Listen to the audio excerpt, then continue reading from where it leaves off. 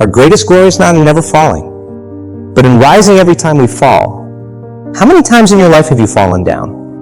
I'm not just talking about physically stumbling or tripping. I mean those soul-crushing, world-shaking moments when failure, defeat, or loss floored you in the most devastating way possible. Maybe it was a divorce that shredded your heart into a million haunting pieces. Maybe it was getting fired or going bankrupt after pouring your life into a cherished career. Maybe it was a tsunami of grief swallowing you whole after losing someone you loved more than life itself. We've all experienced blows like those. Traumas that feel powerful enough to down even the mightiest warriors amongst us. Events that can leave you sprawled on the metaphorical canvas, dazed and disoriented, questioning if you will ever be able to get back up again. But I'm here today to address the aftermath of those fall moments head on. To speak a rousing truth that can embolden any soul feeling defeated, hopeless, or counted out to rise like a phoenix from their own ashes.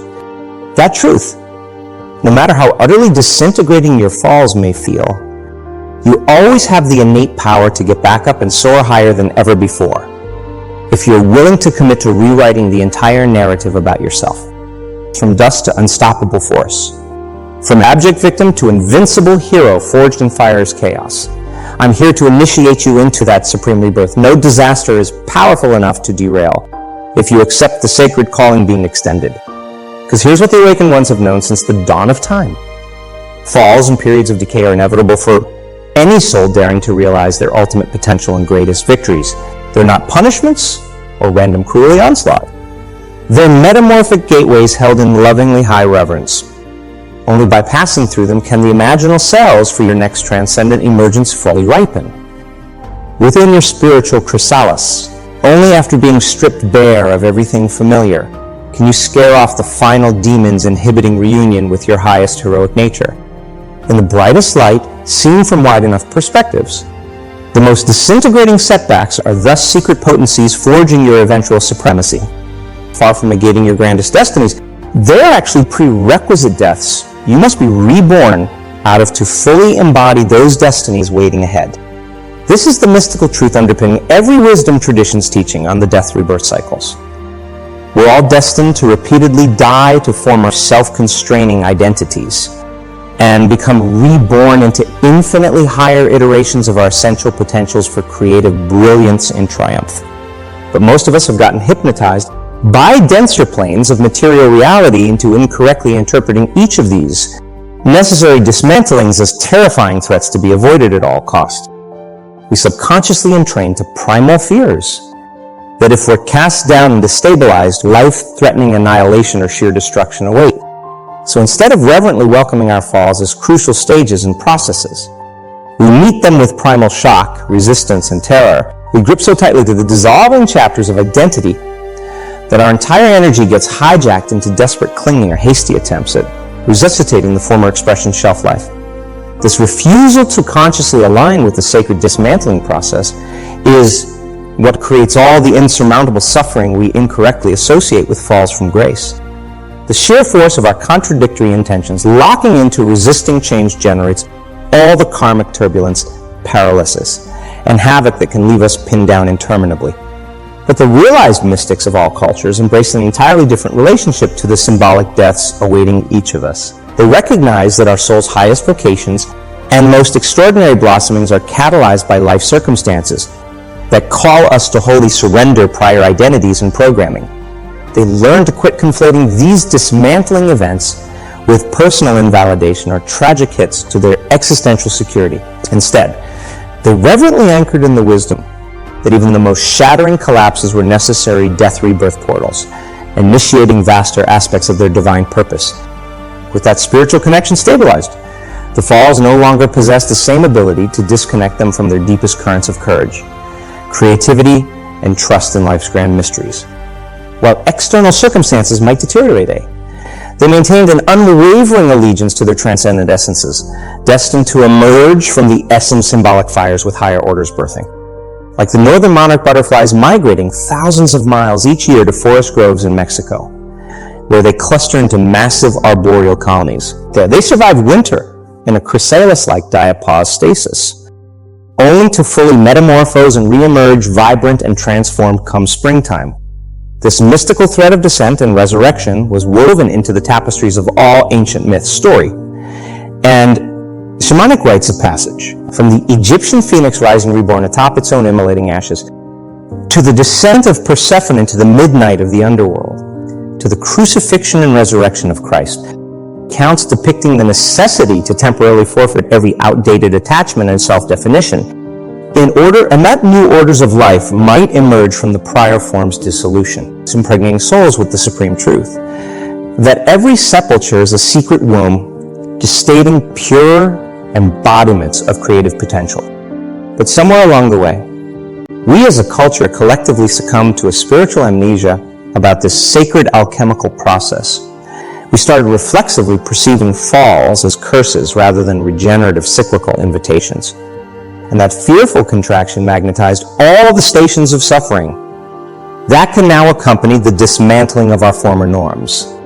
Well, today we set a new trajectory into consciously redignifying these symbolic deaths as chrysalis crucibles, profound rebirthing occasions rather than spirals into ruin and despair.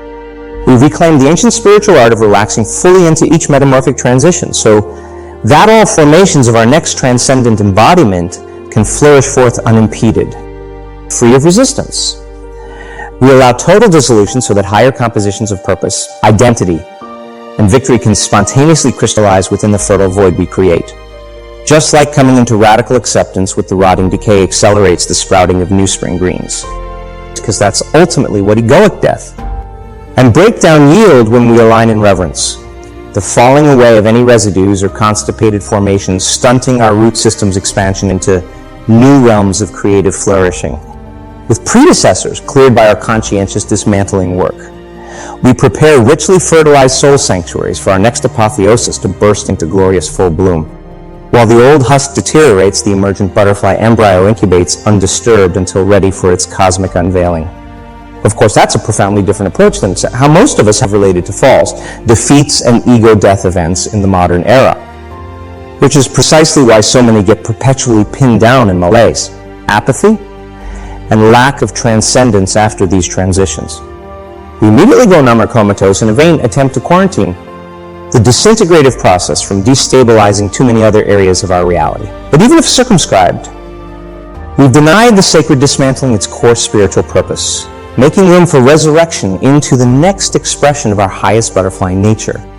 That avoidance just leaves our consciousness split between the defended territories we're trying to preserve and the unexpressed potentials pressing for embodiment in the fertile voids now available. It creates a kind of terminal stasis where rebirths feel stifled, and souls start haunting themselves with unrealized dreams. We get stuck straddling two separate worlds, the one foot still comforting the established mausoleums of our former identities, and the other foot trying to forge ahead in newly liberated potentials. The schism renders us spiritually inert and disempowered from being either the triumph of the next emergent form or a masterful embodiment of the previous one. Of course, consciously choosing to relax fully into the sacred dismantlings is hardly easy for even the most spiritually adept individuals. It flies directly in the face of our core programming from mainstream culture to self-aggrandize, self-immortalize, and maintain constancy of outward appearance at all costs. The habits of looking strong, holding things together, and avoiding collapse or cessation at all costs are deeply indoctrinated within the human psyche. So choosing to let all masks and facades drop in service of metamorphosis requires tremendous moral fortitude and a strong spiritual compass stabilizing our being. After all, we're electing to escort treasured expressions and self-definitions out through death's door even as our core condition protests mightily, like willfully placing a lit match at the base of a woven tapestry containing our life's work, wisdom, and central biographical threads. But the awakened ones learn there's no alternative for the next boundless levels of revelation and new story to gestate. All preceding articulations and identities must be nakedly returned to the prima materia, if the standard crude matter is to alchemize into sublimed essence. So to them, these dismantlings become initiatory rites of supreme spiritual importance, which is why in most ancient traditions, major initiations were preceded by the student first undergoing dismemberment, having their former ego structures consciously broken down so reconstruction into a new body-mind vehicle could commence. It occurred under the sacred fire of a guru or shaman recalibrating their quintessence so completely that any residues of old self-limiting conditioning would combust away. The initiate was turned inside out. All contents of their psyche and beliefs laid bare before being guided in reassembling a fresh imprint fitting their highest calling. Without this foundational burning ground, no higher embodiments of our essential nature can stabilize through the egoic hallucinations constantly reforming. So the awakened ones stop fearing death rebirth cycles and embrace them as perpetual acceleration to purified self-discovery and unleashed creative capabilities. Rather than self-preserving, they align with the great mystery through active practice of ego relaxation, thus allowing perpetual renewal of their soul's contents and consciousness vehicles. Like trees willingly shedding prior season's foliage to sprout new growth and fruit in each cycle. In this liberated state of being, there's no panic or catastrophe associated with falls, losses, or dismantling events. Just the understanding that wondrous regenerative potentials are measuring forth to resolve the prior formation and seed its next superlative expression. As you will soon discover, reclaiming this enlightened relationship to death and rebirth, this is the core game-changing shift that allows any fall or defeat to humble us into finally inhabiting our highest heroic statures rather than remaining stranded as tragic figures left in ruin. It reconsecrates our basic circumstances as divinely animated curriculum initiating our mastery rather than punishment or cruelties to lapse into resignation around. Each valley passage becomes a profoundly sacred alchemical retort where outmoded forms of our soul's expression get broken down so that new transcendent articulations can crystallize. So our hour in the wake of any fall isn't to descend into anger, grief, shame, or powerlessness. Those reactionary states only perpetuate karmic constipation, robbing us of the grace available in fully honoring the dismantling process underway. Instead, we're being invited in those challenging valleys to go inward and reunify with the phoenix core of our being, that incandescent quintessence, which recognizes all death as prerequisite for new realms of liberation to unveil from within us. When we attain stabilized alignment there, the falls and dismantling phases stop generating interminable suffering or paralysis. We no longer squander years treading water or stagnating, while subconscious material binds our consciousness to unrealized past expressions. By welcoming the dismantling of who we were, we liberate energy into the full expression of who we've been called to become next. We reunify with the mythical resonance within, ever inviting our mastery of these sacred death-birth cycles. And feeling into that higher octave, the issue of whether the past chapters feel complete or not becomes less vital. That renewed trust and process allows the old narratives to gracefully exhaust themselves. So that new masterworks can initiate on the fertile grounds we've cleared. It's not a passive surrender, but a triumphant transition into being the living cross quatres that births wholeness from the collision of all apparent opposites. The Eastern sages knew this was the supreme art, maintaining sovereign focus amidst any rises and falls of circumstance, allowing life-seeming afflictions to churn within, but never shaking their core essence or allegiance to the one unconditional reality pervading all change. Anchored there in the eternal now from which all conditions emerge and dissolve, they held perfect equanimity that none of the disintegrations, defeats, or cycles of cessation could touch. Despite outer dramas, their beings remained impeccably rooted in that infinite continuum which no solids or voids could diminish or augment.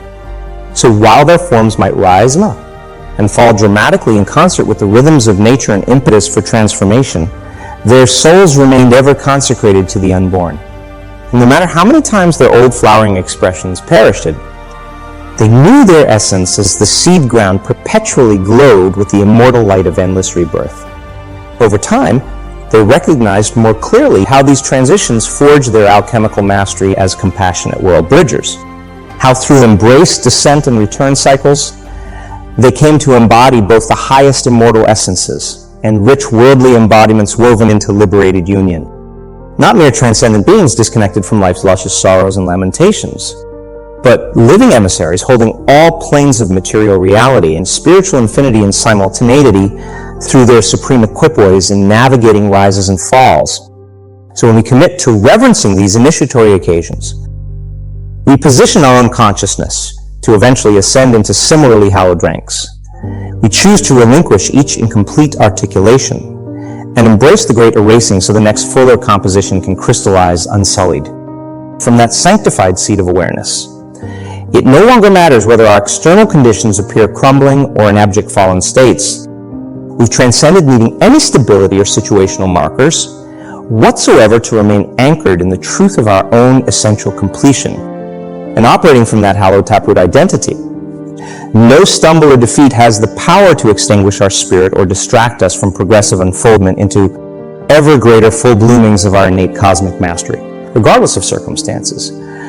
We begin continually resurrecting through any forms of death into more amplified self-realizations. That's why the great ones of history appeared utterly unshakable by any stumble or fall. The outer disturbances might intensify or decays catalyzed dramatically, but their inner assuredness remained incandescently rooted in the truth of their lives as perpetual embodiments of resurgence and resurrection. Nelson Mandela withstood 27 years in brutal imprisonment without rancor or bitterness tainting his vision. Why? Because his realization transcended the smallness of any particular life situation and embraced the grand continuum of liberating social renewal despite however many cycles were required. The same spirit fueled pioneers like Helen Keller, Dr. Martin Luther King, and Gandhi to overcome every imaginable setback or obstacle, not because they somehow lived charmed lives free of falls from grace, but because they refused to accept the paralysis of resignation or subscribe to any story of defeat. From that elevated resonance, every stumbling block became a platform for transcendence rather than a sinkhole of suffering or existential derailment.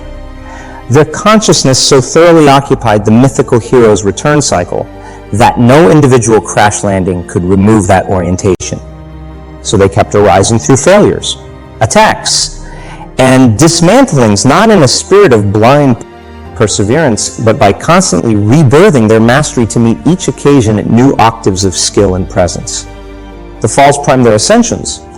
The descents catalyzed their meteoric rebounds with added clarity and transcendental momentum. I remember being on a live call with an accomplished career woman who was utterly flattened after a harrowing bankruptcy and losing her business of 13 years. A shattering ordeal even for the most grounded individuals that just deconstructed her entire external identity.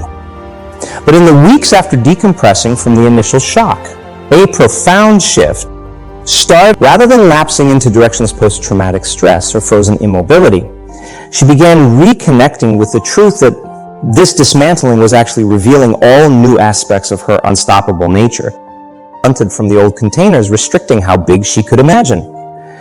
She aligned with the awareness that all of life was now serving her ultimate alchemy and ascension, that even her failures and endings were part of an initiatory opus consecrating greater dimensions of her timeless essence. By focusing her ceremony on that emerging phoenix modality, rather than replaying the stories of her former identity, she tapped unseen reservoirs of childlike wonder and cheeky invincibility within. Her shock transitioned into appreciating life's choreography of continuous renewal and expanded becoming. Suddenly, the trauma didn't seem so tragic because she saw how it was actually coordinated for her inauguration into higher mythical roles as the cosmic heroine of her own journey. Not a civilian victim, but purpose chakra warrior rising from her scathed trials via keyed revelations only those descents could bestow. Her rebirth unfolded so rapidly and spectacularly that within months she'd landed an unbelievable new career opportunity. One that honored all her talents and with skills but paid even more lucratively while involving far less workaholism or sacrifice of personal time and energy. Rather than bitterly mourning the collapse of her prior business, she came to see it as a necessary dismantling phase that freed her to embrace a newly integrated work-life expression. The old grind ceased having any residual charge over her psyche because she was so present to the mythic renewal underway. For her, the fall created fertile openings to realign with the highest frequencies of creative actualization, while the particulars of events may have seemed tragic from one vantage point. She tuned into the overarching resonance, revealing its perfect choreography, accelerating her into full heroic embodiment. This is ultimately the disposition that separates those who remain pinned under their collapses from those meteoric rebounders, who rise like phoenixes into spectacular revivals and comebacks, an awakened coherence allowing them to recognize every fall or defeat as an initiation ushering the next transcendent articulation of their soul's highest mythical journey. At these enlightened resonances, crises aren't perceived as detrimental pitfalls, but empty stratums of silence, where you get to re-imprint your core creative potentials in you. You experience collapse, not as an obliteration, but a clearing of space for rehabilitating fresh blueprints aligned with your highest future self. The old narratives haven't terminated you. They've simply resigned their posts so a new harmonious composition can commence. What's been crystallized before can no longer inhibit the next exponential expansion of your multidimensional sense and coding. Rebirth is now made possible because your former self-system containers were shattered apart, like a cliff eroding into the sea, allowing new lands to emerge in the vacant spaces formed. Those able to relax into these cyclical metamorphoses quickly learn to wield them in service of their soul's most liberating trajectories. They stop cowering from losses or impacts, and instead reverently welcome each collapse as a ceremonial fireground for catalyzing breakthroughs into new mythical statures. This is the core art revered by every vanguard luminary, and realized master before us all, the ability to divinely choreograph any collapse not just into neutral recovery, but as active renavigenesis into your supreme future becomings, to transmute the energies of defeat into sanctifying gateways for higher iterations of your creative spirit's limitless powers to emerge. We can already sense the supreme alchemy possible for those harmonizing with these principles. No circumstance can undermine you because your allegiance has shifted from the small self's constructed reality theater to abiding as the continuum overarching all life's theatrical roles and cycles. From that enlightened bandwidth, every fallen failure sheds another layer of karmic gravity, keeping you bound in narrow existential orbits. With each shedding, your consciousness integrates higher unitive capacities, more illusions of separation, and struggle dissolve into the unified field surrounding you. Even the most harrowing defeats start appearing as ceremonial opportunities to rebirth your being into keener degrees of creative manifestation and mastery. Those regressions are always recognized through the wider apertures as actually vital progressions in your mythic opus. Emotional debris from prior narratives stops accumulating because you are vigilantly aligning with that still point eye of source from which everything unfurls into existence and back again in perfect divine choreography. No attachment to being the temporary roles, rather than essence generating all possibilities.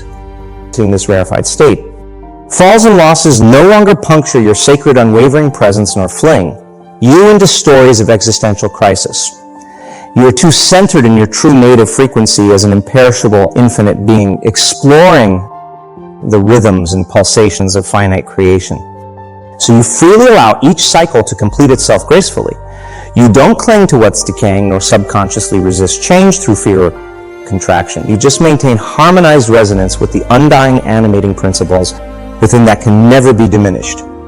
Then, through that crystal clear conduit, you allow life's infinite algorithms to begin recomposing unprecedented expressions of your being, funneling new revelations and programs into expanding orders of your mystical embodiment here. Piece by piece, revelations unpack the supreme coordination of events, resolving your past narratives. So you can align into pure threads of the cosmic mythica you were always coded to encode. Queens activate new meridians of healing light.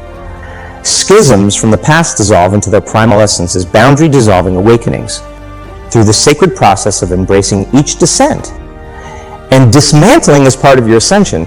You finally live rebirth into the full empowerment of your multidimensional heroic nature, no longer fractured by stories of victimhood or defeat, but realizing your essential purpose as the phoenix, whose resurrection codes activate with every cycle of conscious completion. From this enlightened effulgence, the temporary episodes of your life start cohering into one grandiose symphonic movement birthing forth in perfect timing.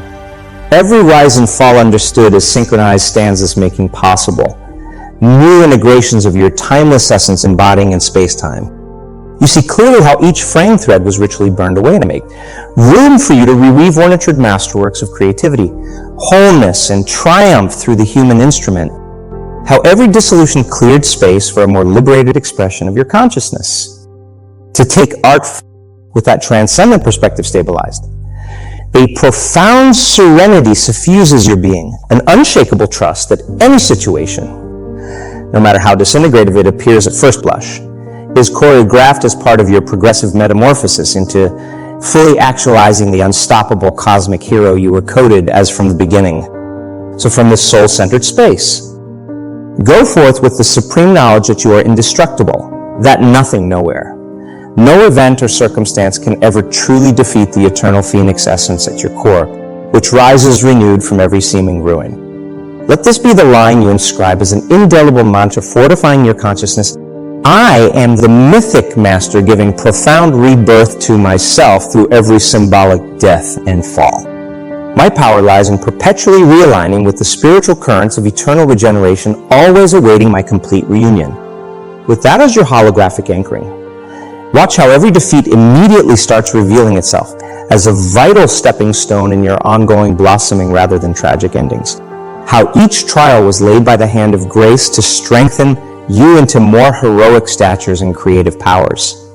Even when standing amidst the ashes of your former self system and identity, you will know the sacred renewal underway in those fertile crucible grounds. You will stay rooted in the cosmic certainty that you're currently being rebirthed into capacities to reshape reality itself in harmonious service of your highest soaring, then proceed with the primal radiance of one, who has severed all allegiances to any identity besides the supreme mythic archetype.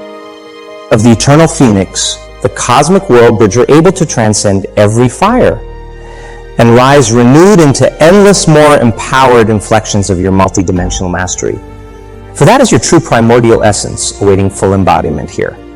Not any singular narrative script, but the very animating spark of creation itself, given exquisite form through your heroic journey's uncompromised claiming of its supremacy. So go forth in that sovereign dignity, upholding the example that any fall, no matter how cataclysmic, ultimately serves your complete regeneration into levels of heroism dwarfing whatever dissolved before. Keep rising through each seeming defeat until you become the living personification of resilience and renew itself here to elevate this entire planet. In doing so, you become living proof that nothing is ever permanently broken, defeated, or that you are the supreme instrument demonstrating how all phenomena can be realigned and rebirthed into higher compositions through sustained loving consecration with the great mysteries catalyzing our collective transcendental unfurlment. So give your fullest yes to the sacred processes of metamorphosis and renewal always underway within and around you. Let each seeming fall immediately magnify your consciousness into the prism focusing all creation's forces into your supreme transcendence and ultimate victory as an unstoppable mythic being. For that is your true eternal essence, which no condition can constrict or diminish permanently. That abiding phoenix nature which continually rises renewed from any smoldering milieu into cascading inflections of wholeness, mastery, and ever more liberated artistry of what's possible to create.